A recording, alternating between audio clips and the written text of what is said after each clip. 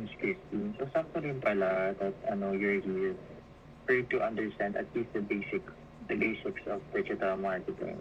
Oo nga. Actually, we have very lots of questions that we could discuss about. So, ngayon sana to stay tuned.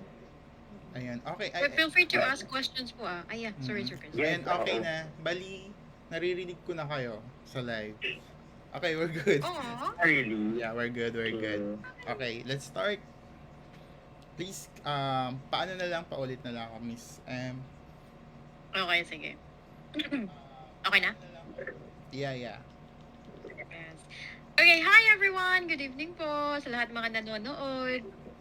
Welcome po sa ating online session, show. Sorry. But anyway, yeah, so last time we talked about creating templates in Canva and selling them. So we talked about what are those products that we can create and then sell and kung anong platform ang pwede nating gamitin.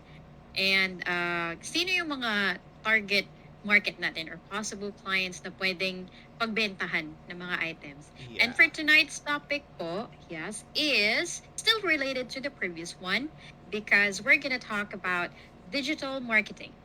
So, ayun. Di ba, Sir Chris, the last time, still related pa rin yung tonight Yeah. natin na ano? And also, big shout out din kay Rocket PH, yung local digital e-commerce store natin dito sa Pilipinas. So, ayun. It's a good way then that we have tackled kung paano mag-set up ng account and also how to upload and i-prepare yung mga digital products natin. And we also showed kung ano yung mga ways, also best practices kung para mapadali yung set up natin ng digital store during that time. So, ayan. And yeah, so let's reintroduce our special guest. Please, Miss Sam. Yes. Yeah, so tonight, guys, unlike the last time, it was just me and Sir Chris na nagpapalitan ng mga comment and explanation. But tonight, we have a very special guest. So, please joining us tonight is Mr. Vin Santiago. And he is a marketing mastermind with a proven track record of success. And 7 years lang naman yung experience niya sa marketing management. And another thing, yes, he has worked with both local and globally recognized brands. Woo, sana all! His expertise lies in helping companies or brands broaden their reach through marketing. So everyone get ready to gain valuable insights as Sir Vin shares his experience about marketing management. So, Sir Vin, yes, hello, welcome to the show. Woo-hoo! Welcome, Hi, Mr. Vin. everyone. Yeah, hello. Good evening, Chris and then Miss M. Hello to our viewers on Discord and of course on our FB Live. So yeah, as meant by them, and also from our promotions, we will be discussing about or providing more in-depth detail about digital marketing, but the basic ones. So ayun, I'm really excited to start now the session. Alright. So, ayan. So, let's start. Again, since we'll be talking about digital marketing, ayan, we would like to ask you, Mr. Vin, about this. Ano ba yung naging background mo and paano ka nakapag-start sa digital marketing? Mm. Sure, sige. Short story lang din, no? I graduated with a course of PhD, a major in marketing. Definitely, when I graduated, my my work is really towards marketing. But bago ako napunta sa digital marketing or practicing digital marketing, I was more on the offline marketing. So when offline marketing, nandun yung mga BTL activities or below the line activities such as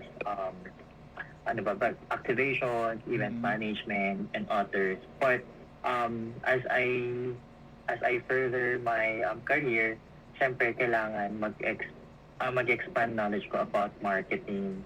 So, from offline, nag-try ako mag-online, and then pandemic hit kasi. Mm-mm. When was it? No, 2018, 2019. So, 2020.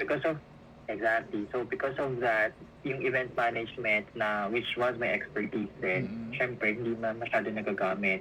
And that's the time, nag-boom yung digital marketing because everything that you need is Goes on available digital na. online. And then therefore, dapat kailangan makapag-adjust din ako. So from there, because of the pandemic, I try to to be engaged with the people who know about digital marketing, and then therefore yun na yung naging practice ko. So online and then offline na yung minamaster ko in marketing. Mm. Nice. That's so nice, no? Talagang nung pandemic, Yes. mostly lahat ng mga yung bricks and mortar na shops, talagang they go online talaga kasi they have no choice. So, Mm-mm. apart from that, ano ba yung naging ano yung naging turning point mo or yung naging motivation mo para i-pursue yung sa digital marketing? Sure. Well, first, because of the money na Oh, yeah. involved there. Of course. Well, again, pandemic days, medyo naging mahina nga yung event management. So there, and also, dun din, diba, during the pandemic days, na also din yung mga yung mga vacation, Mm-mm. yung freelancing, working from home, and that's the time that I got really interested on exploring what's on the other side. Mm-mm. So, diba, offline to online siya. So, ayun. Mm. Saka marami rin kasi there are many reasons to fully understand digital marketing. The fact that it's trending right now and still evolving. Nandun na kasi yung trend eh. So parang if wala ka sa digital marketing or on the online setting, pag-iiwanan ka. Mm. So ayun. Ano sa mga dito sa mga nanonood natin, sa mga nanonood Sure. na hindi pa aware o wala pang idea kung ano yung digital marketing. For you ba, ano yung pinaka simplest term or in a nutshell, ano ba yung digital marketing? Sure, sige. I do have mayroon naman kodigo dito, so don't worry. So digital marketing is using the internet and electronic devices to promote your products and then services. Mm. So yun siya in layman's term. Anything that is happening online, that's considered already as digital marketing. Yeah, that's Yeah. kaya nga nauso yung 'di ba? TikTok. Exactly. Diyan actually parang talagang nag-thrive yung digital marketing when TikTok nung nag-launch yung TikTok, like dati parang 'di ba parang sa Vine something na parang gumagawa ka lang ng video for entertainment, just for just to kill time, since nung pandemic wala ka talagang gagawin sa bahay. And then at some point parang parang pumasok na rin yung mga businesses, and also yung mga yung mga influencers na nagpo-promote ng mga products. So it's one of the components din kasi ng digital marketing. So ayan, Miss M, for you ba, ano ba yung mga components ano ba yung mga components nga na masasabi natin na include yung digital marketing, na mako-consider natin siya as digital marketing talaga? Ano yung mga trend ngayon? Yung different social media platform na ginagamit ng mga tao. So, yun yung yung sa social media, and then sa SEO. Yeah. Tapos, content marketing din. Actually, marami pa siya. Pero, etong mga na-mention ko is one of the mostly used na strategies na pwede nating pwede nating, alam mo yung kahit anong product meron ka, siya, applicable siya. Tama. I would confirm din naman, Miss M, that you are correct. Those things, the strategies that you've mentioned are the strategies that are working actually for different businesses. And later, I guess, diba, pag-usapan naman natin siya. So, Yeah, of course. And yun nga. So, let's move on to the next one. Actually, ano to, marami tayong questions para kay Mr. Vin. So, I go easy on ay, me, pwede natin itakaw. So,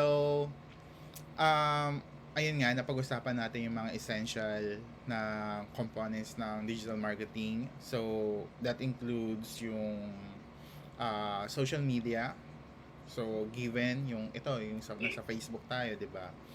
TikTok, which is one of the biggest marketing platform na ngayon.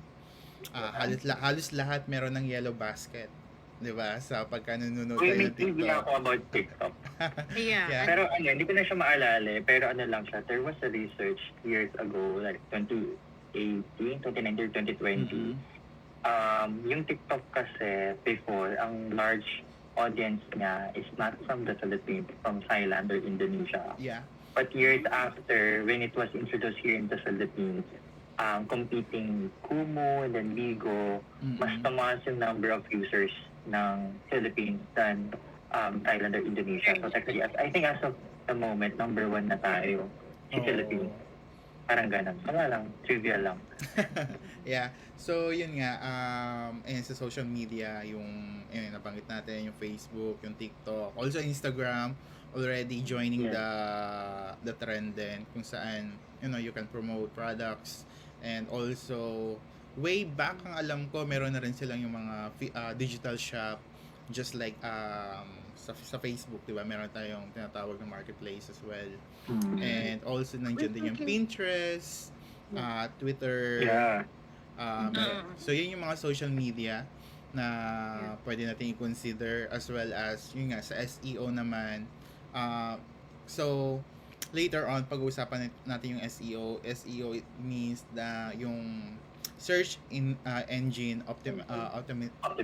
yeah, and also yung content marketing. So sa content marketing, it works hand in hand sa social media marketing naman. So next natin pag-usapan, ayun. So papasok na dito si social media as one of the components. So paano ba natin magagamit yung social media to promote our products? For example, since we have talked about digital products such as yung pagbebenta nga ng templates from Canva, diba? So we have tackled that before. So paano ba natin, or ano ba yung mga best practices na pwede nating gawin to promote them using social media? Ano yung idea niyo doon? We should go first ba? Ako ba? Or Yeah. Anyway. Ikaw una, sir. Okay. So, about selling, about selling digital products on Yeah. social media. Well, we need to understand first what is the meaning of social media. So, from its word, social, so Mhm. meaning nandun lahat ng tao. Again, also, now that nagkaroon ng pandemic, lahat tayo nag-transition na mag-online instead. So, lahat tayo available online. Umaga, gabi, 24/7, gano'n. So, the fact that the audience are now on this platform, it is really best that if you are selling something, you are also available. Your products and then services are also available on social. So, ano nga yung next question? Ano ba yung mga best practice based dun sa mga experience mo on how to promote them? What is yung pinaka-effective way para, to get Keep the audience potential, engaged. Yes. yung mga leads, something like that. Okay, sige. Ano nga yung ready kong kwenta? For me, sige, top of the mind, ano siya, of course, you need to know first, so I need to understand first your audience. Kung usually naman available yan sa data analytics ng socials mo, ng either your page or your account. So, check mo kung when sila usually available, what time, ano yung usual topics na napag-uusapan nila, to be very relevant. And of course, for your products also, to be relevant. Checking on what's trending, yung mga ganun. Yeah. And to add up din sa sinabi nyo, tama nga naman yung sinabi ni Sir Vin, na it's very important to know your audience, such as yung age, kung ano ba, millennials ba yung customer mo, Gen Z ba yung Gen Z ba yung mga customer mo, or di kaya mga boomers. So knowing those things kasi, malalaman mo kung ano yung kung ano yung digital product na pwede mong i-sell, or di kaya meron kang gustong digital product na i-sell, then pero yung audience mo nagko-contradict naman doon sa gusto mo. So it would be best na alam mo yun, test the water. Pwede kang mag-release ng siguro a portion nung product na gusto mong ibenta. And also, I remember nung nagkaroon kami ng Canva event last month, and Miss Sandy said na parang pinaka first step bago ka gumawa ng digital product is to know or to select a niche na magiging yung magre-resonate talaga sa'yo and also to your audience, such as halimbawa kung fan ka ng paggawa ng mga pub mat for real estate. So yung real estate is the niche. So doon maglalaro yung design mo. For example, gagawa ka ng mga listing template, gagawa ka ng mga trivial template for real estate. By doing that, alam mo kung sino na yung ita-target mo eh. So yung mga ita-target mo mga audience is yung nasa real estate industry. So after nun, syempre maghahanap ka na ng demographics mo, 'di ba? So and also yung pinaka main target mo. That way kasi mas madali mo silang mapa-funnel, and also hindi ka masyadong mahihirapan din gumawa ng mga design moving forward. Kasi kung bawa for example ngayon gumawa ka ng birthday card, or di kaya yung mga birthday invitation digital product na sa Canva, tapos the next day gumawa ka ng template for sa real estate, tapos in-upload mo siya sa digital store mo. So parang super random ng mga ginagawa mo. So yung mga audience mo, pagka pinopromote mo siya sa social media, hindi nila alam kung ano ba talaga yung expertise mo. And also on your end din, mas lalo kang ma-hassle din na parang dahil sa all around ka, syempre lahat yun aaralin mo kung paano gumawa ng effective design for that specific niche. So kung alam mo kung ano yung niche mo, mas mako-focus mo yung sarili mo na upscale yung kung ano yung nalalaman mo, and paano mo pa mapapaganda yung mga ginagawa mong templates. So siguro yun lang yung pinaka maibigay kong tip sa using social media by sa pagbebenta natin ng mga digital products. Ikaw ba, Miss M, di ba meron ka ng digital store, and also meron ka na ring mga digital products na available? Ano ba yung naging successful story mo sa pagbebenta ng mga templates sa social media? Actually, wala akong ma-share na personal experience kasi dito kasi sa Japan, na-mention mo earlier na may yellow basket. I don't know what yellow basket is. I have a TikTok, but we don't have that here. I have a Facebook, but we don't have a marketplace.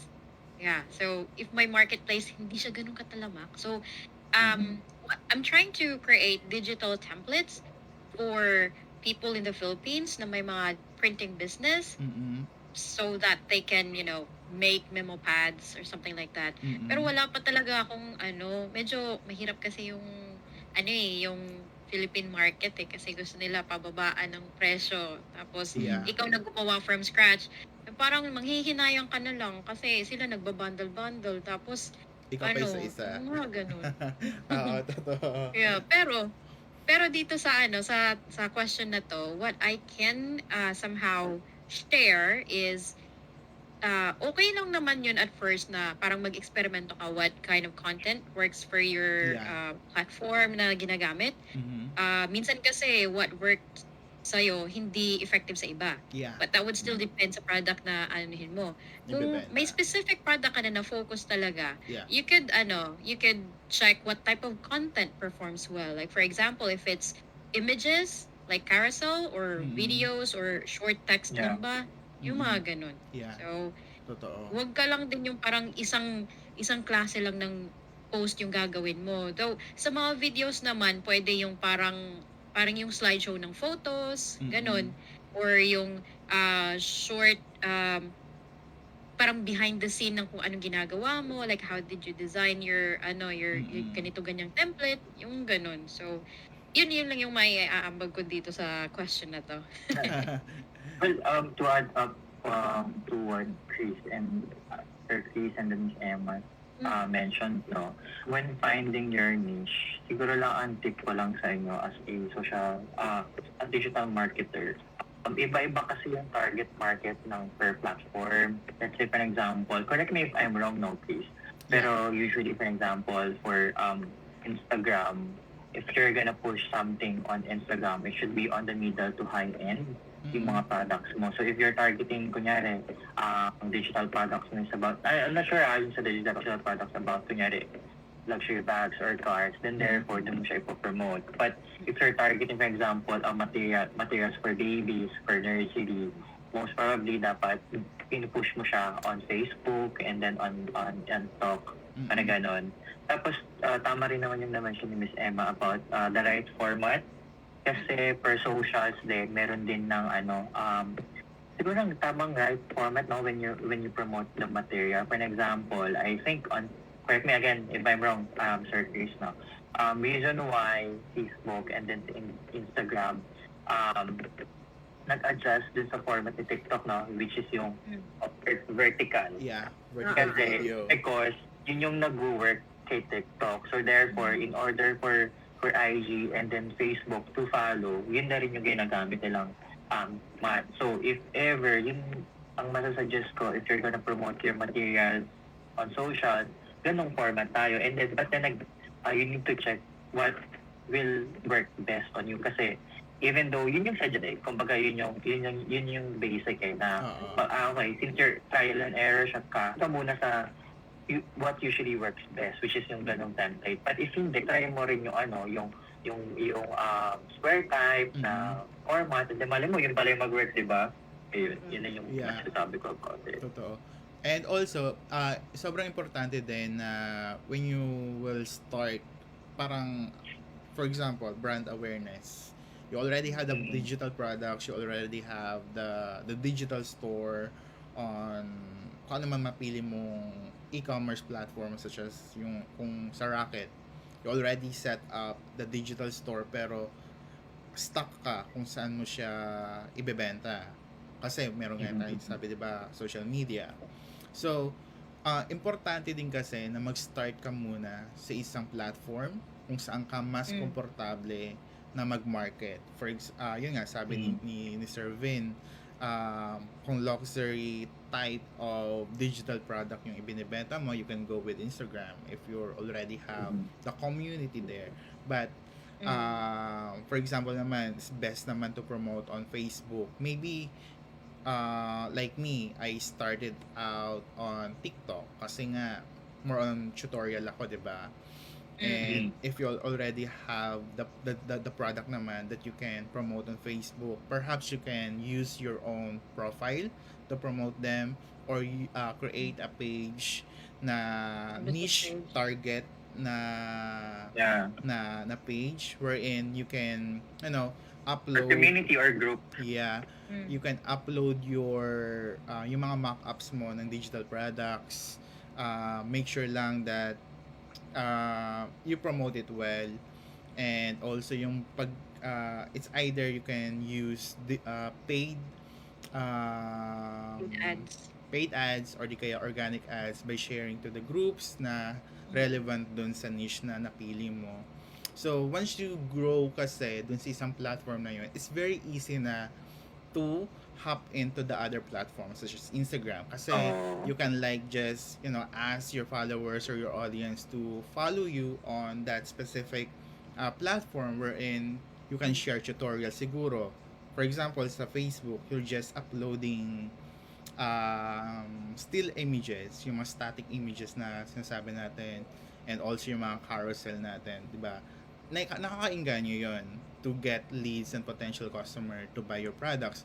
But if you already build your community kasi and you wanted to share more to them on how you create those products, medyo nagkakaroon kayo ng parang nagkakaroon kayo ng intimate relationship, and also you're building Yeah, the that's true. loyalty with your audience. So you can just like Oo. ask them to follow you on YouTube, to to Mm-mm. watch how you do it, and also yung mga tips and tricks nga if you wanted. So by doing that, alam mo yun, yung connection nyo, parang mas lalo siyang naging matibay, and also Mm. even though it's not the kasi sa sa social media, it's not about how many followers you have.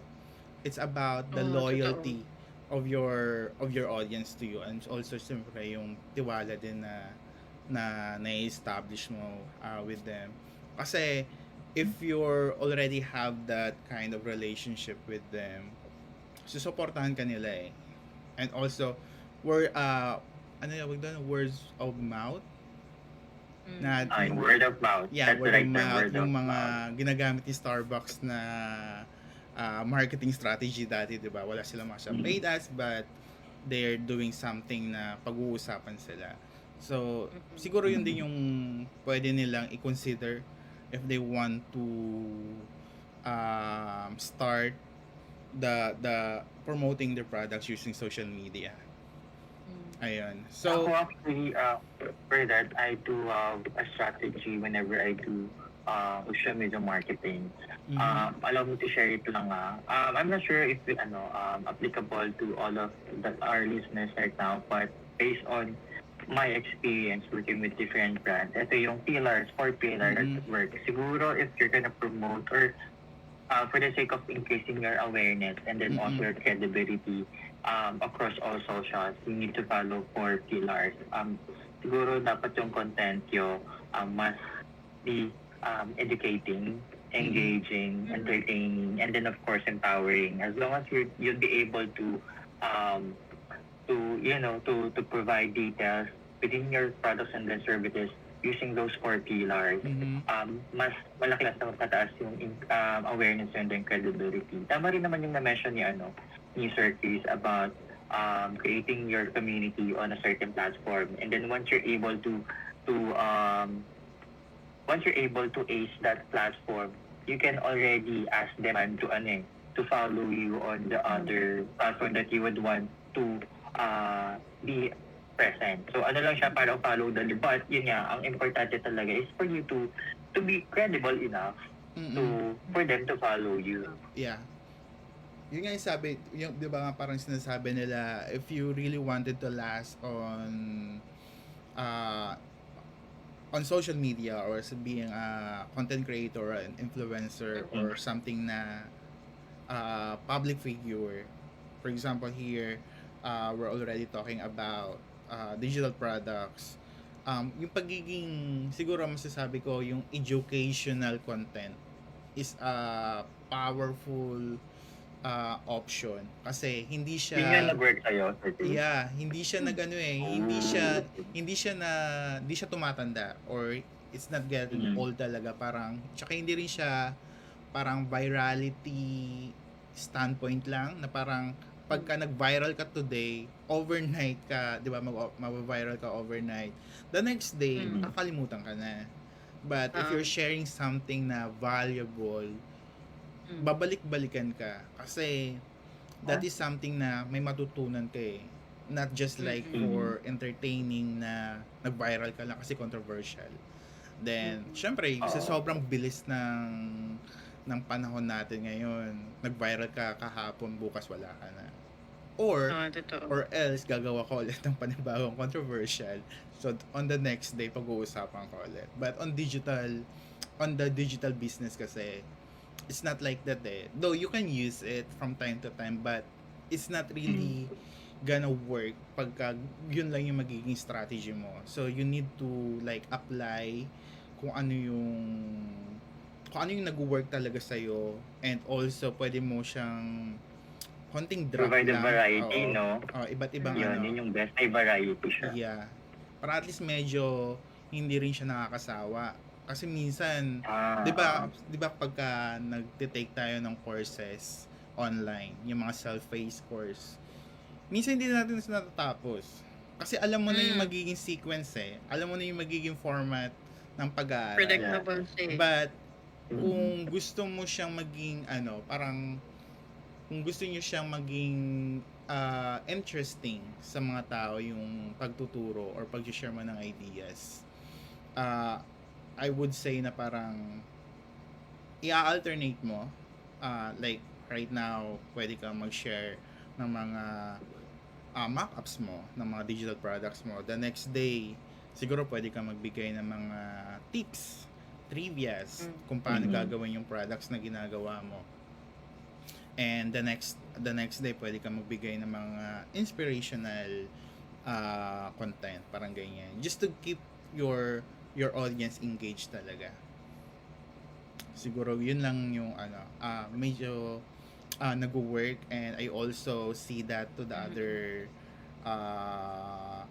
pages din na nagbebenta ng mga digital products. Sabi nga sa akin dati nung nag-aaral ako nung college, sabi sa akin ng instructor ko, kung mapapansin nyo sa mga pages, yung mga memes na mga pages, and also yung mga faceless video ng mga account, 'di ba? Umaabot sila ng millions of followers, millions of views. Pero pagka pinuntahan mo yung account nila, more on lang, talagang faceless video lang or puro memes lang, and then sa pinaka-profile nila may makikita kayong link. Yung link na yun naman yung magda-direct sa'yo dun sa pinaka-business nila.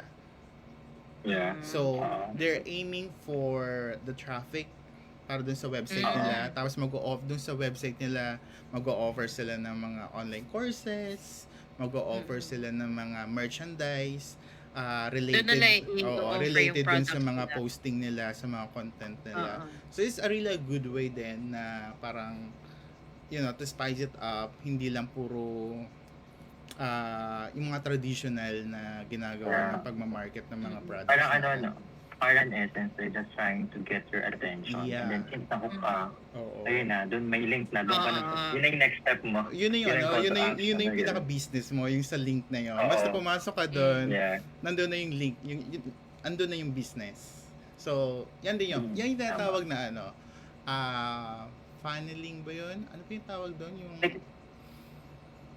clickbait, isn't it clickbait? Not really a clickbait. Yung funnel something, yung mga binebenta dati na commission-based something na, basta yun yung na business. So, ayan. Aside from that, Miss Servin, ano pa yung pwede mong i-share o gusto mong mag-move na tayo sa next topic natin? If wala namang questions yung mga viewers natin, we can move forward with another question. Yeah, sige. So, ayun, since napag-usapan na natin social media and we already know about it, hindi man lahat, pero the surface level we already tackled some, and hopefully meron kayo natutunan doon sa mga pinagsasabi namin. So, let's talk about SEO. Ikaw, Servin ba? Na-try mo na bang mag-optimize ng isang content or mag-optimize ng isang website or blog para pagka sinearch ka sa Google, nasa number 1 ka? Well, siguro let's make the understand for what is SEO. Yeah. So SEO or search engine optimization is a process of improving a website to increase its visibility in search engines like Google and personally Pinterest. So yun.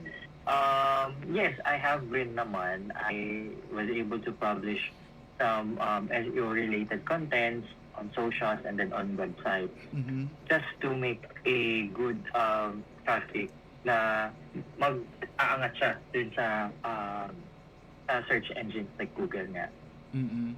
And Ayun. also, meron ka bang ginagamit na tools to optimize your content or you're doing it like manually? Actually, maraming AI tools that can help you with it eh. Mm-mm.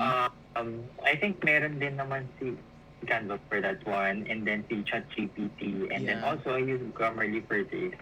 So ayun, yun yung most used tools ko whenever I do SEO. Yung mga copy, yung pinaka-copy niya mismo. Yes, Mm. exactly. Alright. Kayo ba meron ba service? Actually, dati, ayoko po ng reveal. Pero, on top kasi yung I have a friend kasi na Okay.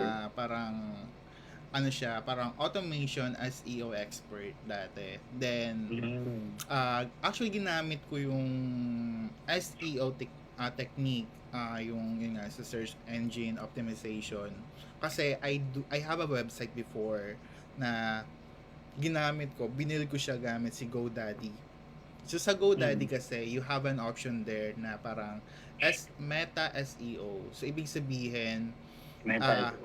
pagka sinearch mo siya sa Google, 'di ba pagka, let me show you. SEO. Ayan, 'di ba? Pagka nag-search kayo sa Google, 'di ba meron tayong title na makikita.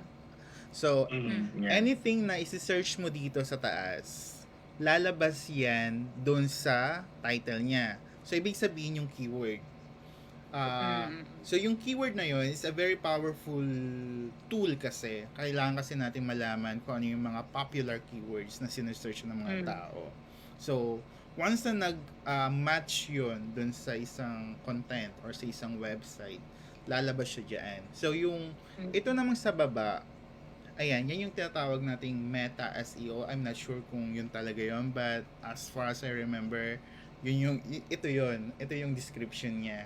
So, yun yung sa Meta SEO. So, kung relevant yung keyword dun sa content or dun sa title, tsaka dun sa description, most likely lalabas siya sa search engine. So, if ever, for example, pag sinearch mo yung pangalan mo sa Google and wala ka pang content online, anything na either sa social media, sa website, sa blog post, hindi pa talaga lumalabas yung pangalan mo or hindi pa ginamit yung pangalan mo, hindi siya lalabas sa search result.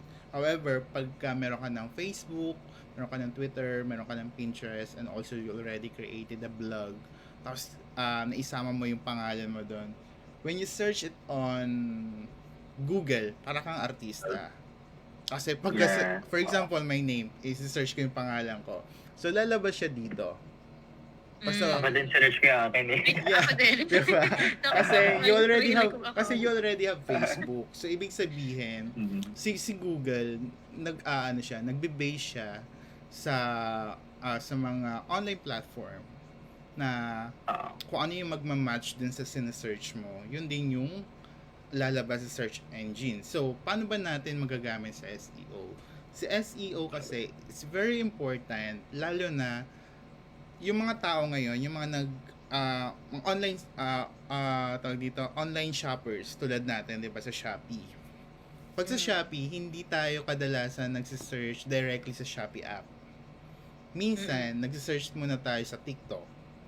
Ang TikTok gumagamit na rin ng SEO algorithm. Also, ngayon nagse-search muna tayo sa Google. Bawa, bibili tayo na skincare, 'di ba? Ang una mo nating gagawin, magse-search muna tayo sa Google kung ano yung best skincare products. And also, ibalik natin dun sa digital products na binibenta natin. For example, magse-search tayo ng wedding template. It's either sa Google tayo magse-search or sa Pinterest. Pero pag nag-search ka sa Google, idadirect ka rin niya sa Pinterest. So, pagka na-optimize mo kasi yung content or na-optimize mo yung digital product content mo, for example, dun sa Rocket PH, di ba meron tayong nakalagay doon yung description and also yung title ng digital product natin. Pagka na-optimize kasi natin yung pangalan niya at saka yung description niya, there's a chance na pagka sinearch yon sa Google, pwedeng lalabas yon. mag-appear. Yeah. Ibig sabihin, mas maraming tao ang makakakita ng digital product mo. So that's siguro in a nutshell, yung ganun siya nag-work sa SEO.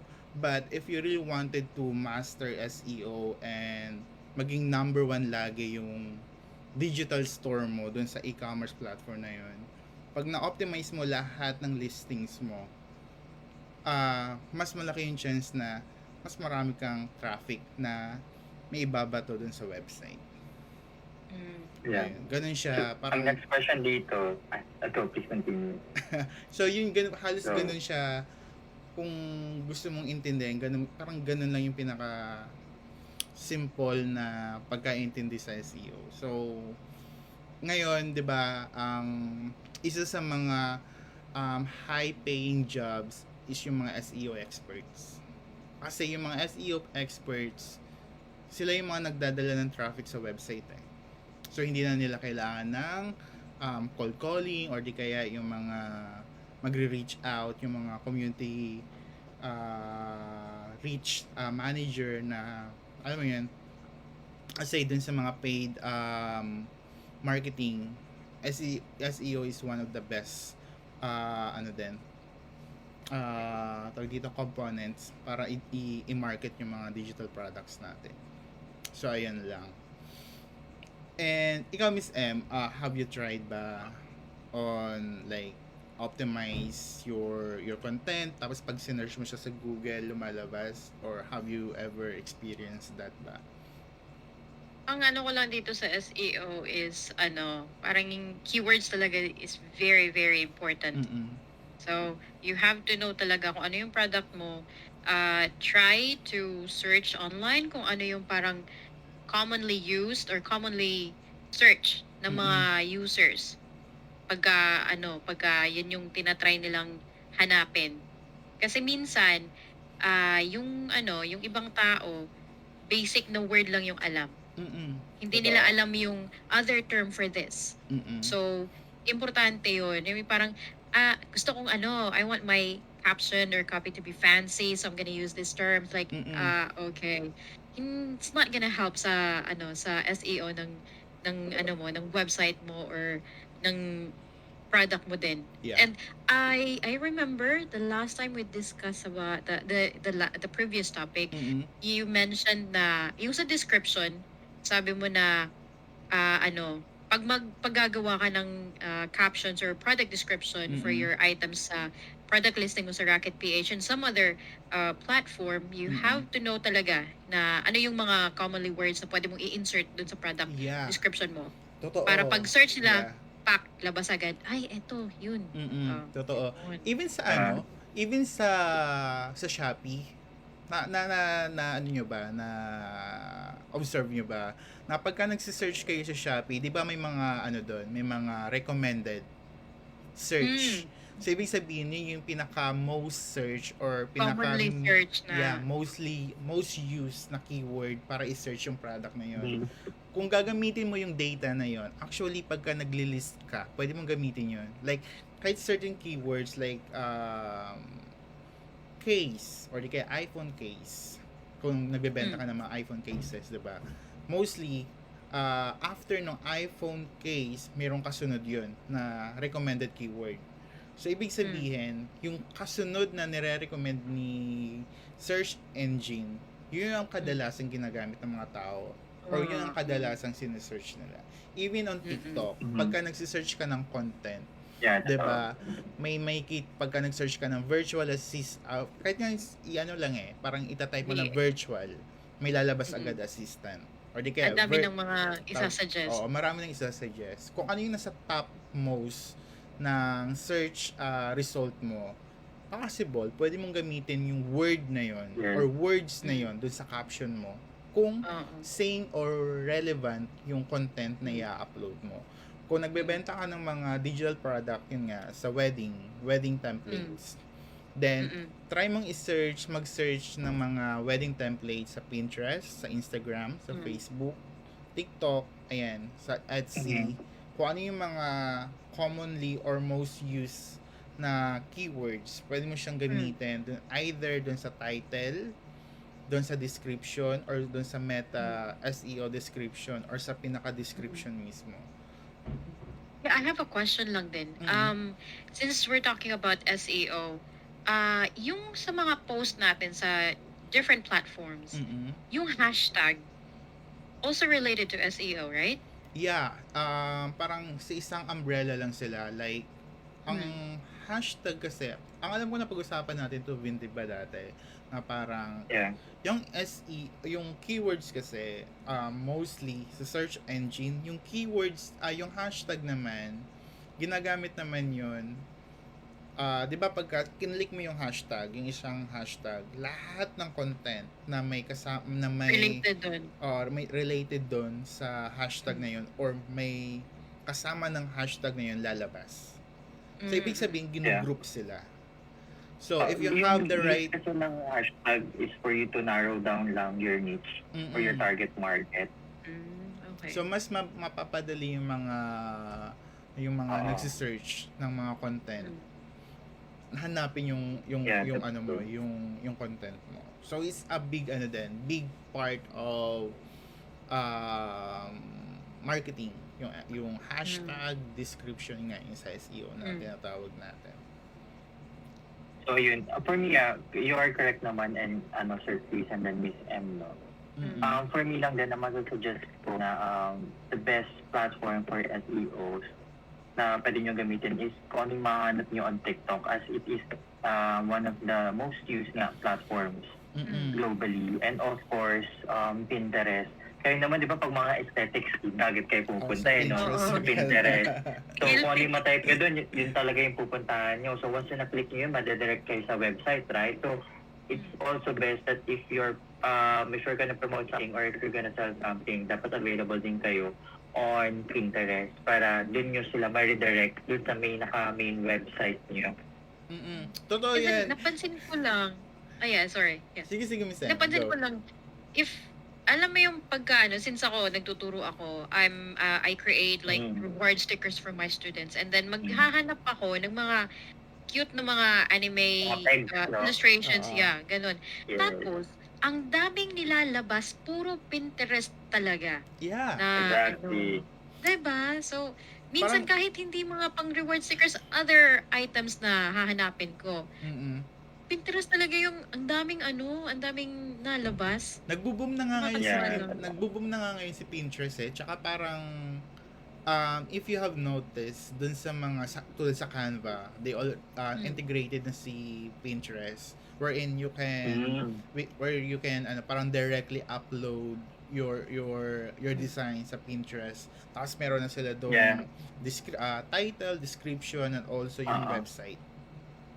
Yeah, I noticed nga may ganun ang Diba? option si Canva.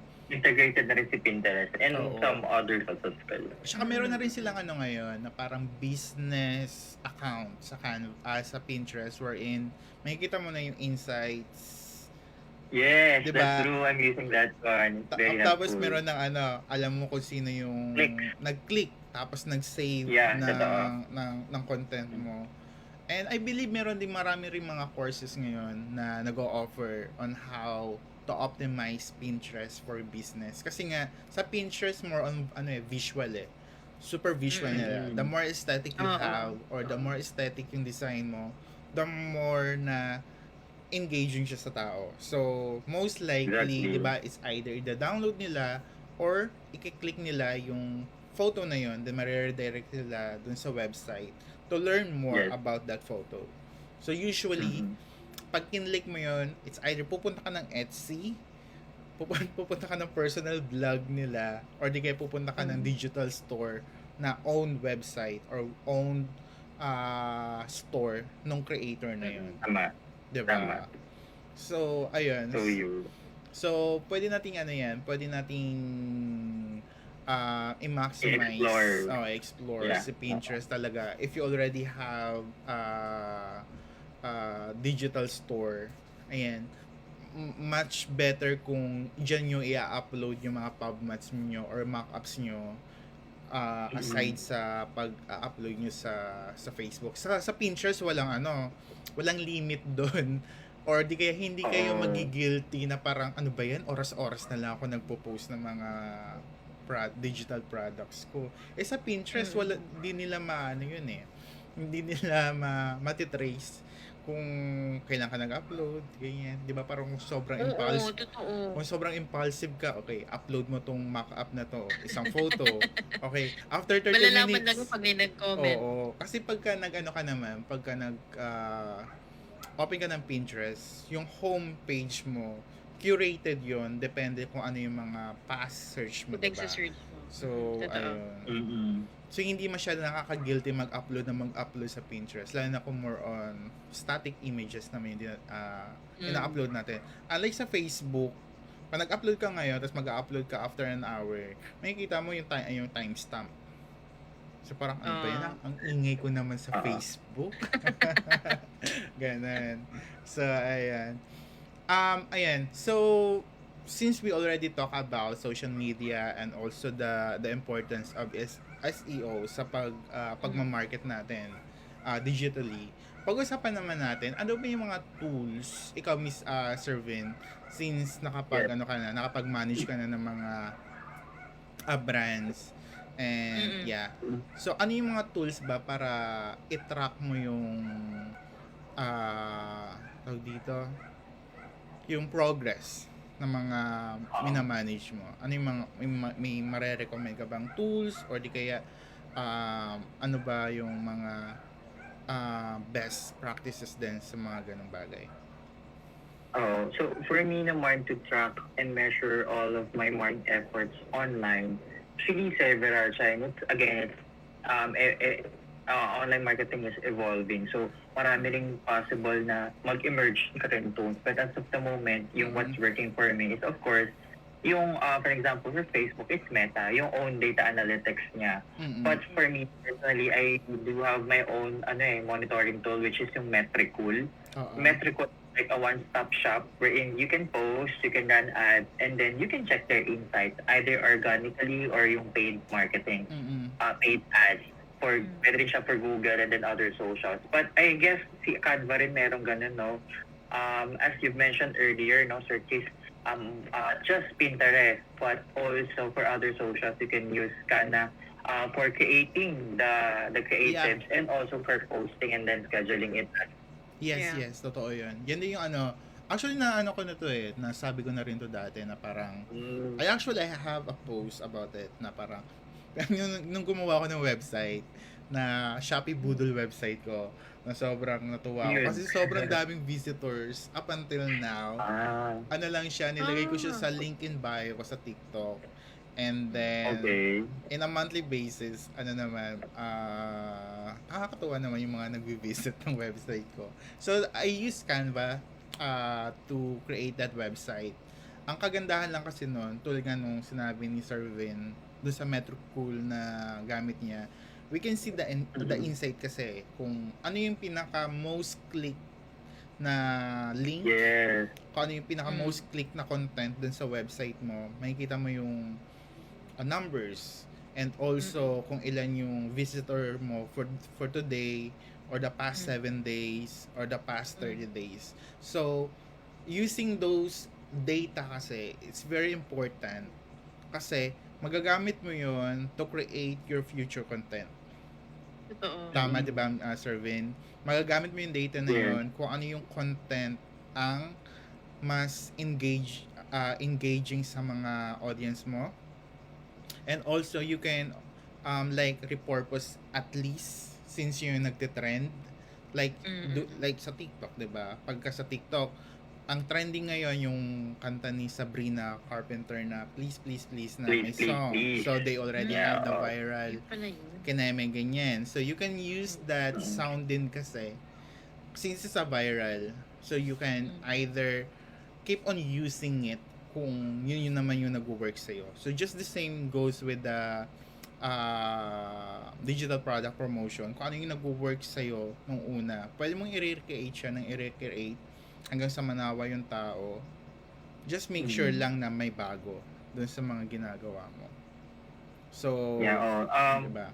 We also just need to make sure lang din, actually to remember that yung yung insights or metrics natin for all of our postings is really, really important. Kasi Mm-mm. just like what Sir Chris mentioned, dun mo kasi malalaman kung ano yung what's working, what kind of Ah. content is working for you. So, Mm-mm. if hindi talaga siya mag-work, edi try to let go and then try to explore. Kasi katulad nga rin na naman natin earlier, Mm-mm. you do have a lot of, for example, yung 4 pillars that I've mentioned, di ba? Yung, ano nga yun, yung educate, engage, entertain, and empower. If one pillar does not work for you, then try to use another pillar. And then if that pillar is really working for you, try to recreate it.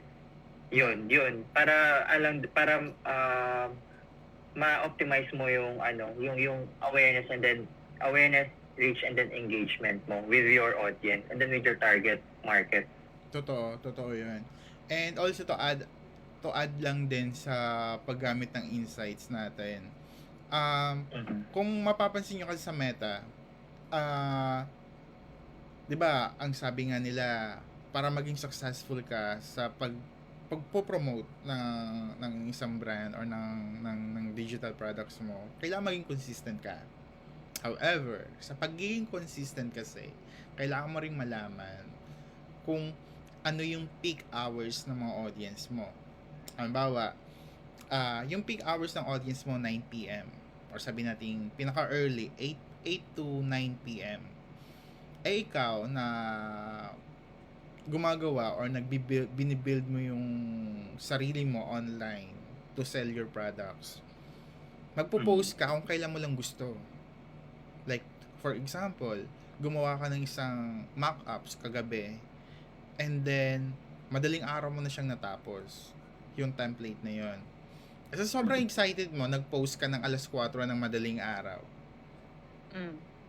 Eh yung sa insights mo, hindi mo na check, 8 p.m. pa pala active yung mga followers mo or yung audience mo. So nung nag-post ka ng 4 a.m., nilangaw yung post mo. Walang na-reach. Kasi nga, yung audience mo, ilang oras pa bago maging active, nag-post ka na napakaaga. So, sobrang importante na malaman mo kung ano yung peak hours ng audience mo para pa nag-post ka ng isang content or ng promotional content, makakatch mo lahat ng audience mo. Para kang naghagis ng anong tawag dun ng net. Sa Kasal na dagat, lang, yung sa kasal. diba? Pag sa kinakasal ka, yung flowers, yung bouquet, nagbato ka at the wrong timing, wala sasalo nun, right? Oo, Ganun, diba? oo. So, pero ang magiging question naman dito is if paano tong mga viewers natin pag tinatamad sila na sige, ang right timing ko pala, most engaging time ko pala is 9 p.m. or 8 p.m. Ang sagot dyan is that yung different monitoring tools kasi meron silang power to schedule your post. Totoo. So, you will not have a worry if just in case yung concern mo. Kasi you can schedule all of your posts all for convenience. So yun, hindi siya magiging problem supposedly. Diyan din kasi papasok yung yung tinatawag natin na content planning. 'Di ba? Pagka 'di ba Miss M, sa pagiging social media manager, yung content planning is very important kasi alam mo kung ano yung araw, oras, kung kailan ka magpo-post. Like for example, Monday, magpo-post tayo about itong topic na to. On the second day, Tuesday, Wednesday, Thursday hanggang Friday, nakalatad na kung ano yung mga ipopost natin. So, we're using content planning para malaman natin kung ano yung magiging tawag dito, yung magiging sequence ng pagpo-post natin. Since alam natin kung ano yung oras, yung peak hours ng mga audience natin, and at the same time, alam natin kung ano yung mga content na nag-i-engage sa kanila. So, yun lang din yung ginagamit natin data para mas lalo natin laki yung reach natin. Yes. So, yun. So, sa mga content planner naman, you can either use yung si Meta mismo, kasi may scheduling naman sa Meta and also you can use Canva. Kung may Canva Pro kayo, pwede kayo mag-schedule na. So, kung ano yung design na ginawa niyo sa Canva, you can directly schedule it sa mga social media pages nyo. So, Mm. kailangan yung i-optimize yan. I mean, i-utilize yung mga ganyang tool na akala natin dati, ano lang, parang, ay, wala lang yan, design lang yan.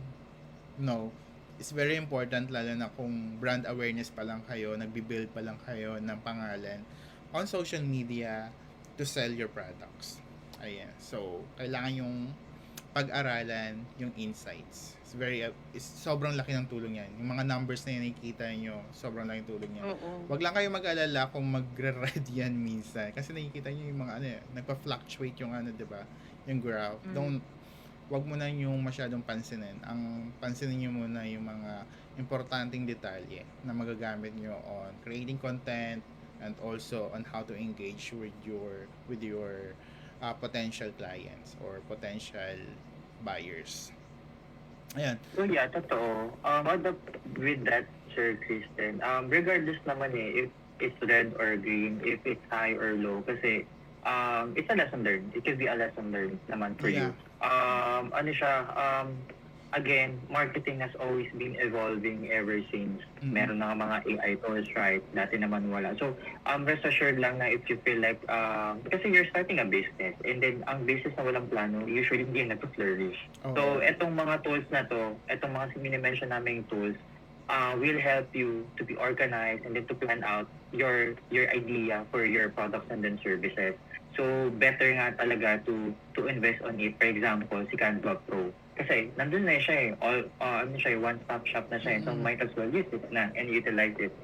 Totoo. At saka isa pa, maganda din yung yung parang iisa lang yung platform na gagamitin mo or isang tool lang yung gagamitin mo if you already have it or at least one or two kaysa doon sa sobrang dami. Syempre investment yun, pera pa din yun, maglalabas ka ng pera. But if you have the right tool and you have that kind of discipline din na gamitin yung ganun, talagang mag-work din naman talaga siya. Ako nga wala akong binabayaran eh. Pero ang ginagamit ko lang talaga, kasi yung si Meta is very important eh. Si Meta kasi, di ba, libre na siya, pero halos lahat ng tool, or I mean, yung features na pwede mong gamitin para magkaroon ng isang para i-build yung brand mo online sa Facebook. Nandun na. Wala ka nang masyadong gagawin, 'di ba? So, pero no pressure siya. Pag wala pang budget, dun ka muna sa organic. Marami namang free tools like again yung Meta. But kung kaya mo nang mag-pro, doon ka na kay Canva Pro. True. Ayan, sige. Next tayo. Siguro we have like 4 more question kay Sir Vin din, and also pwede natin pag-usapan. Ikaw ba Sir Vin, yung nag-start ka, ano ba yung mga important skills na dapat i-acquire or dapat parang alam mo yung parang something na meron na to start with digital marketing kung gusto nilang i-pursue yung ganitong career?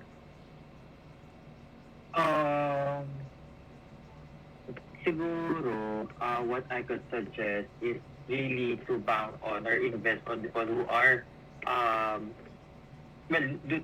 you need to do networking to those who are really connected or well engaged with the kinds of products or digital marketing in an essence or in general. Tapos meron din naman mga free certifications. Ako nga minsan, pag may hindi ako alam, pupunta ako sa podcast. So I use Spotify as well. May mga free tips doon. Meron din sa TikTok, of course. Meron din sa YouTube. Yun, again, kung ano mga yung available resources nyo, you just need to maximize it. Like, for example, sometimes I do have some questions about digital marketing. Yan, si Sir Keith, natanong ko about it. So, yun lang. So, you just need to trust the people who can help you with it. Dapat yung nandun within your business or within your industry. Yeah. Totoo. Ayun. And ikaw ba sa another question din? Yes. Ano yung meron ka bang memorable story or lesson when you're starting out with digital marketing? Like ano ba yung mga significant memories mo nung nag digital marketing ka na? Sure. Ang share ko dyan, when I was then exploring field yung social media marketing, yes, there are paid marketing. When I was I was a corporate guy pa na retail industry kasi mall marketing siya, so mall setting. Ang challenge namin doon is for us to create, well, ang problem first is that yung surroundings kasi namin is a renovation, government related renovation or improvements dun sa kalsada and all. Ang challenge is, katabi namin, nandun kami sa mall and then ang challenge is hindi makapunta because the audience feel like it's not safe. And then question is, wala namang reason for me to go there. Kung meron man, kung for me, kung iti-take risk yung life ko, doon na lang ako sa mas safe na na mall, at saka mas malapit, doon ako pupunta. So, naging challenge for us is how are we going to utilize social media. So, ang ginawa namin is that, yung katulad mga in-advise ni Sir Chris and then Miss M na we need to optimize yung SEOs. So, ano ba yung laging sinesearch nila? Ano ba yung mga essentials na laging sinesearch? Baka dapat din kami gumawa ng content. Yung katulad din na share ko sa inyo yung 4 pillars. Baka dapat gumawa kami ng, kunyari, beauty product, sabon. So, dapat whenever we create a content, dapat i-educate namin sila, mag-provide kami ng engaging content, i-entertain namin sila, gawa kami ng posting about dance, video, memes, empower. Siguro, we could invite different influencers or mga mga testimonials sa ipopost namin doon just to create a credibility. I guess yun yung naging reason kung bakit kasi usually yung mall na yon parang lahat syempre marami silang mall. May reporting yun monthly. Tapos succinctly on when I did that kind of strategy, number 1 kami as the most performing page across all of the pages na hawak nung brand na yon. So imagine, merong flagship malls, but on our end, kami yung parang hindi pa kami masyado kalala, pero number 1 kami.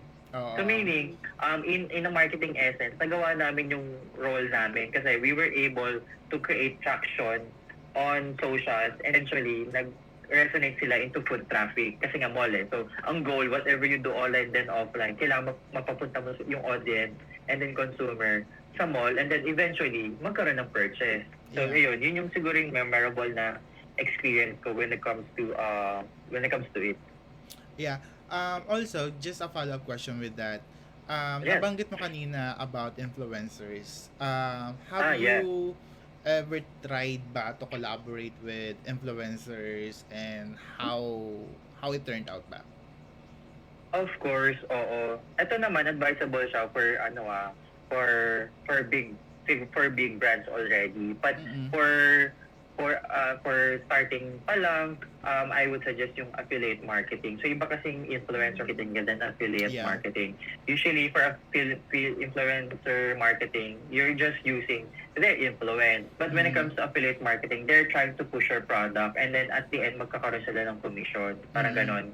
On my end naman, yes, it is really important to use either influencer or affiliate marketing depending on your goal and then depending on your budget as well. So kung malaking budget mo, you can do influencer. Kunyari, influencer marketing. For example, beauty brand. Kung naman si Vice ganda, kung yun yung kung siya yung may kaya, siya yung may market ng market mo, then try. Kung may budget ka rin. Pero kung wala, you can use these micro-influencers kahit nga hindi celebrity Kasi for example, for TikTok and all other socials, marami ka na pwedeng makausap about it Kausapin mo lang ng maigi na ano yung magiging rules and then regulations, how will they earn from it. Kasi I believe kasi si Sir Chris, you do affiliate marketing then. So, yeah, maybe you could share about it. Kasi I believe na parang on Sir Chris and kasi he has different brands Although, ilan na ba yung followers mo? Marami-rami na ba? Consider ka na ba as a macro influencer? Kasi if kung hindi pa yun, again, you can get Sir Chris to help you promote your your products and the services. Ayan, napakita dyan bigla. Wala naman. Sobrang lang tayo. Nagsistart pa lang. Wala pa masyadong big projects. Pero more on, yun nga, sabi nga ni Sir Vin, pwede tayong kumuha ng yung mga micro-influencers o di kaya yung mga nagsa-starting out na nagbo-boom sa TikTok. Yes. Kasi, pwede mo kasing i-negotiate yung rate per video, and also they have packages din kasi like one TikTok video, then cross posting or cross posted sa Facebook Reel, and one static image or poster.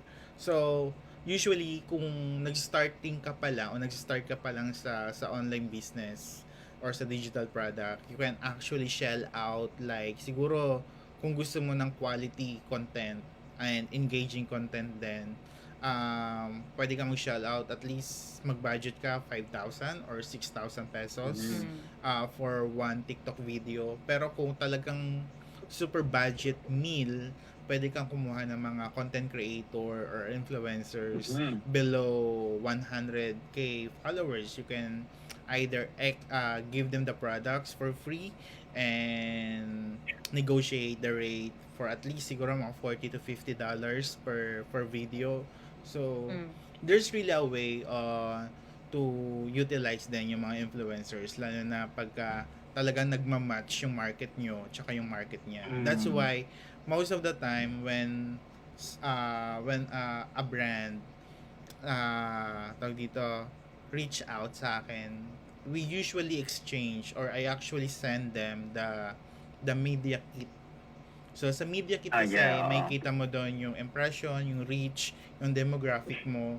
So kung magmamatch yung data na meron ka tsaka yung kailangan nilang data, and definitely pwede na kayo mag-negotiate ng rate doon.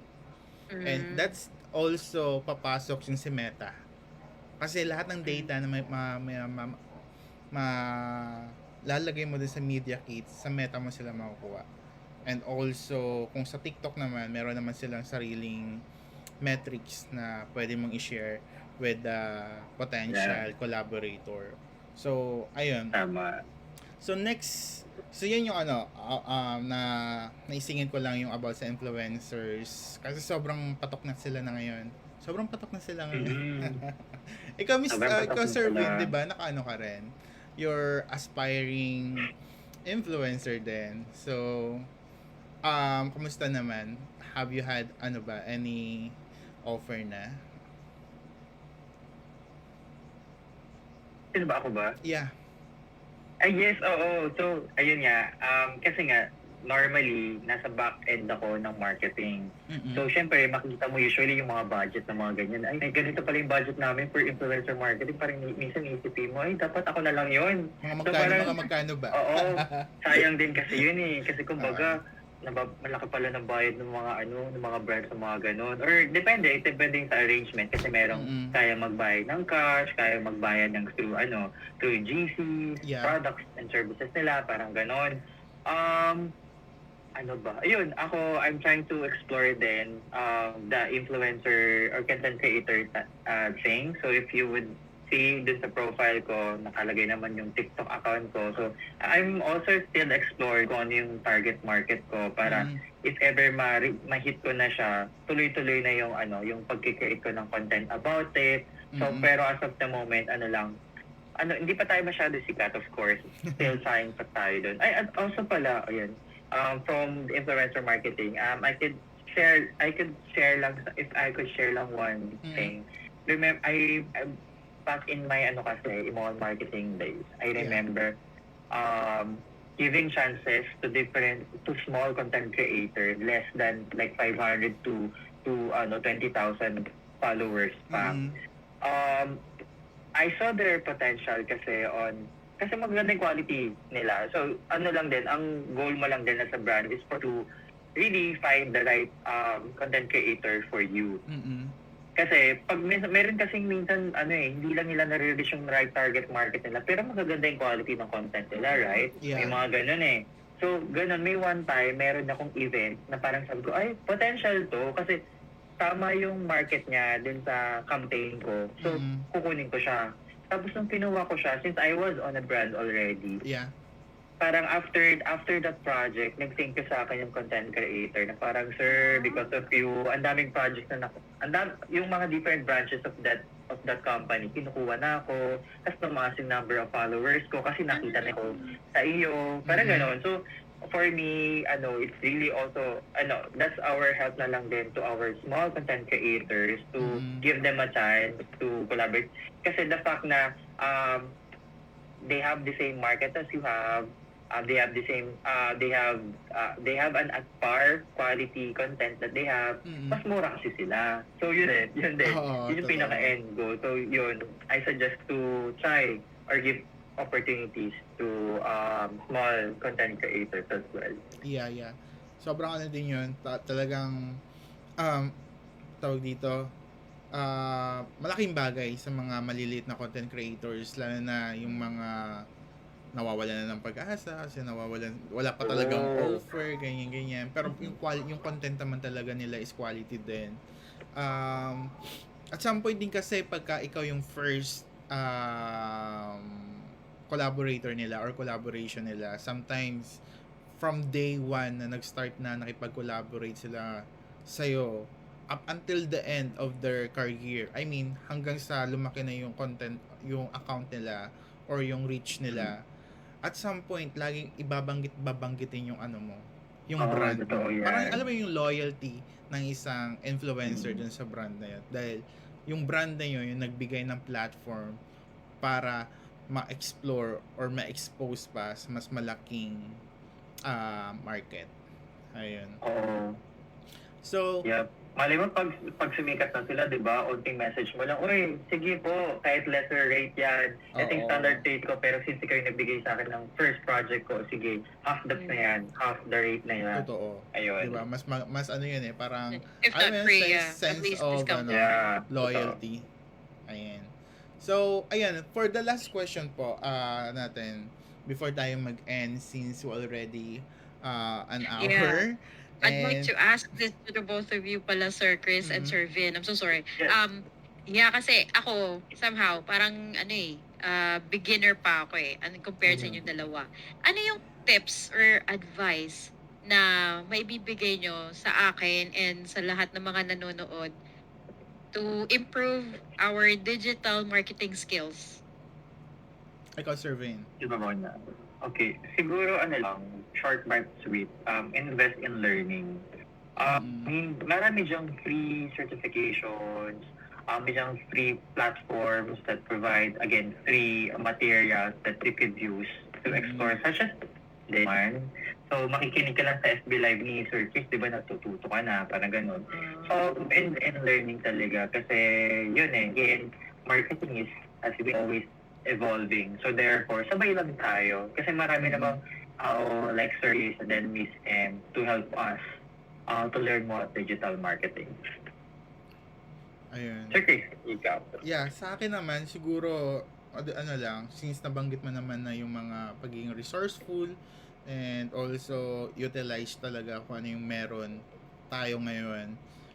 Also, sa digital marketing kasi hindi siya hindi siya parang gusto mo ngayon, bukas ayaw mo na. Parang gano'n. So, kailangan Dapat mo din, panindigan talaga. kailangan talagang yung commitment, yung consistency mo, at also yung mag-risk sa isang bagay kung gusto mo talaga siya. Hindi lang yung parang takaw tingin, parang ganyan. Ay, gusto ko to. Parang, Okay, ay, kunin uso ko. kasi to Uso kasi to, sasabayan na ko hype nga. lang to, ganyan. So, kung gusto mo talaga siya, tsaka talagang parang feeling mo, may feeling mo, yun talaga yung para sa'yo. Or kung hindi man, gusto mo siyang itry, always give your best. Talagang aralin mo, maging consistent ka, 'di ba? Parang mag-take risk ka din at some point kasi hindi lang yung parang sa comfort zone ka lang eh. Kasi pag nandun ka lang, di ka talaga mag-grow. Wala kang, tulad nito, yung ginagawa natin, 'di ba? Parang dati pinag-uusapan lang natin, but dahil nga sa nag-risk tayo na alam mo yun, to share talaga kung ano yung makatotohanan ng nangyayari sa digital marketing sa pagiging VA, sa pagiging freelancer, sa pagiging graphic designer, 'di ba? We share kasi we wanted them to know din kung ano talaga yung totoong nangyayari sa ganitong industry. Ayun. Mhm. Yun lang naman. So, Okay. ayan, since ikaw, Miss M, ano bang take mo doon sa question Ano na lang yun? din siguro, yung para sa iba din na ano, yung ayun, consistency is the key talaga. Mm-mm. Yeah, that's true. Yan lang talaga kasi dapat ano, yun nga, hindi ka dapat eto ano ko to, sasabayan ko to kasi ito ganyan uso. Tas yun, papasok yung sabi ni Survey na mag-research talaga. Mm-mm. Kasi hindi porke yan yung nakita mo, kagaya ng sa akin, parang na-overwhelm ako nung bumili ako ng bundle tapos nagpagkakita ko sa ano yun. Kasi yung Oo. promotion nila parang, ang dali, ang Napag-usapan ganda, natin. ang ano, tas yun, naglabas ako ng 5,000 bakla. Kasi pag ano, Oo. wala. Hala, ang daming gagawin. Hala, Hindi rin natapos, di ba? Yung parang research talaga tulad din. ngayon, yung parang, yun nga, yung sa digital products. Kasi sa TikTok, kung nanonood ka ng content about simple business na kumikita ng 5 digit to 6 digits, ang laging Mm. i-recommend sa'yo digital products. Oo, Yeah. totoo. That's ano lang yun, surface lang yun. Pero kung Um, ikaw If you dig sa deeper na sarili talaga. mo na parang kaya ko ba to or na-hype lang ako. Kasi yung digital product I, hindi lang naman siya design lang. Hindi lang I learned a lesson the hard way po. hindi And lang yung very gumawa ka ng expensive. isang design, upload mo, kinabukasan marami ka ng benta agad, 'di ba? Hindi naman ganoon eh. So Mm. it really yeah. takes an effort talaga. Effort talaga na gumawa, pag-aralan hindi lang sa design, Yeah. hindi lang sa Totoo. platform na gagamitin mo where to sell the products, and Dapat also talaga. on the ano din yung back end niya rin. 'Di ba? Sa Mhm. pricing, Totoo. Yan, sa pinaka-importante. marketing, 'di ba? So parang ano rin Ayan, yun, parang nagbi-build ka rin ng na-audience business. natin. Oh, may Sorry. nag-comment. Oo, nag-comment si Miss Christine, nakarelate daw kay Miss M. Sabi niya, they show it, me too, they show it sa promotion like easy, pero pag andun na, hala, overwhelming pala. So isip ko, paano ko to, yung market na authentic, dapat para di sila mag-expect na madali lang. Oo, 'di Totoo. ba? Kasi, ano kaya nga yung binili kang bundle, hindi ko siya nasimulan talaga and ayoko siyang ibenta na the way na inano na sinasuggest nung pinagbilhan ko kasi ako Mhm. ayoko yung expose yung pagmumukha ko, expose yung buhay ko, tapos may day job din ako. So parang Yeah. yung mga templates na nando doon, i-ano ko na lang yun. I'll make use of it. Ano ko na siya, i-redesign ko, kukuhanin ko na Oo. inspiration para hindi naman masakit yung 5K na naman. O, di ba? So, kailangan lang talaga talagang before ka makisabay sa hype. Kasi big decision Totoo. yun eh. It's either invest ka ng pera or ng oras. So, it's your choice. Ano lang, 'Di ba? it's so sad lang din kasi parang yung sa mga makikita natin, gaya ng sabi mo Sir Chris, surface level lang yun. And yung Mm-mm. sinabi ni Ma'am Christine na parang nung nakita na namin kung paano siya tatrabahuin pala talaga, parang buhos oras ka talaga dun eh. Para Parang, ano siya, parang hindi siya takdong ganun buwan kadali din, lang. no? Oo. Oo. Hindi mo rin masisisi yung mga nagma-market niyan sa social media kasi strategy din nila yun. Oo, tsaka Nasa bundle. nasa ano lang talaga, nasa minsan yung expectations natin, iset natin dapat. Yung parang walang easy money talaga. Wala talaga, Yun. as in. Yeah. Totoo. Ayan, Oo, so, totoo yun. do you have anything to say ba, Sir Vin, before natin i-wrap? Ayun, siguro ang masasabi ko lang, especially to those who are here and to those who are starting, really important, yun katulad ni Miss M, wala namang daling pera. So, lahat pinaghihiram siya. Ang masasabi lang namin sa inyo is we are here, Sir Miss M and then Sir Chris, to help you out on some of your questions about digital marketing and then the products that you have. Yun lang, again, you have a lot of resources, free resources to to to know more about what you are dealing with. So, yun. And digital marketing is very cool. So, ayun, sabay tayo sa uso, tapos maintindihin natin yung market. Mm-mm. Yayaman tayo dito. Ano to? May pera dito. Pag naging successful talaga siya, tuloy-tuloy na din yan. Exactly. Oo. At saka ano din tawag dito yung licensing kasi niya. And yun yung sabi, one last thing pala. May nakausap kasi akong friend na event organizer din siya. Then Okay. parang nabanggit ko sa kanya na yun nga, I wanted to start out yung digital products nga. And then biglang sabi niya sa akin, mabilis ang pera dyan. Basta magaling ka lang mag-market and alam mo siya kung paano i-market sa tao. Sabi ko nga, naipaisip din ako, oo nga no, totoo nga. Pero nung sinimulan ko, isang design lang, yung isang design ko, isang linggo ko bago ko natapos. Yung in-upload ko ng mga Tapos babarating birthday pa. invitation, 2 weeks yun bago, 2 to 3 weeks yun bago natapos kasi nga kailangan mong gumawa ng sariling aesthetic. Kailangan mong isipin kung sino yung kung kanino mo siya i-market, diba? Ganyan and all. Tama. So, ayan. So, yun lang. So, kailangan talaga wag kang maging impulsive at some point. Take your time to do your research nga, sabi ni Sir Vin. Ayun lang naman yung last word ko.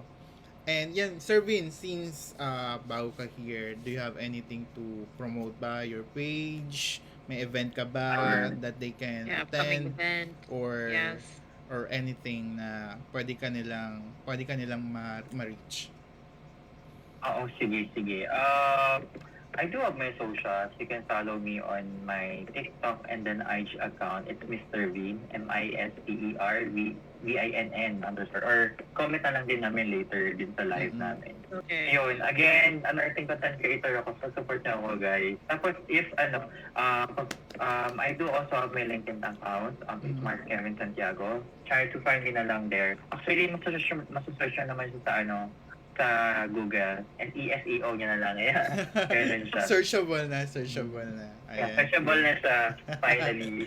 Awesome. Ayun, and also we do have an event tomorrow, no, Sir Keith? Yeah.